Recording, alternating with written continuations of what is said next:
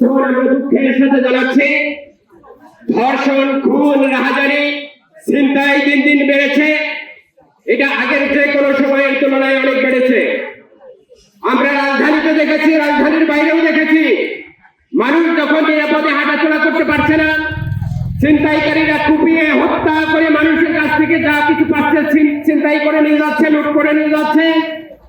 এবং অল্প বয়স্ক নারীদেরকে, যারা আমাদের সন্তান, যারা আমাদের কন্যা, তাদেরকে ধর্ষণ করা হচ্ছে। এই ধর্ষকরা ধরা পড়ছে, কিন্তু তাদের বিচার আমরা দেখতে পাচ্ছি না। একজন ধর্ষক হাতে নাতে ধরা পড়ছে, প্রত্যেকটা ধর্ষকই প্রায় ধরা পড়ে গেছে, ধরা পড়ছে না তা না, কিন্তু আমরা বিচার দেখতে পাচ্ছি না। আমরা স্পষ্টভাবে জানাই দিতে চাই, ধর্ষকদের যদি শুধু ধরে ক্ষান্ত করা হয়, তাদেরকে যদি জেলখানায় আটকে রাখা হয়, বিচারের নামে যদি দীর্ঘ সুপ্রিতা দেখতে পাই, তাহলে জনগণ আইন হাতে তুলে নিতে বাধ্য হবে। জনগণকে রুখতে পারবেন না। আমাদের সন্তান, আমাদের মেয়েরা যদি রাস্তায় ঠিক মতো চলাফেরা করতে ব্যর্থ হয়, যদি ঠিক মতো চলাফেরা করতে না পারে, তাহলে জনগণ আইন হাতে তুলে নেবে। ধর্ষক যখন হাতে নাতে ধরা পড়ছে, আপনি তখন তাদেরকে রিমান্ডে নিয়ে যাচ্ছেন। হাতে নাতে ধরা পড়ার পরে রিমান্ডে নিয়ে আপনি তাকে রঙ্গ রসে প্রশ্ন করবেন, এই প্রশ্ন করার তো কোনো সুযোগ দেখি না। যে ধর্ষক হাতে নাতে ধরা পড়ছে, তাকে গুলি করে দেন, তাকে ফাঁসি দেওয়ার জন্য 6 মাস অপেক্ষা করার দরকার নাই।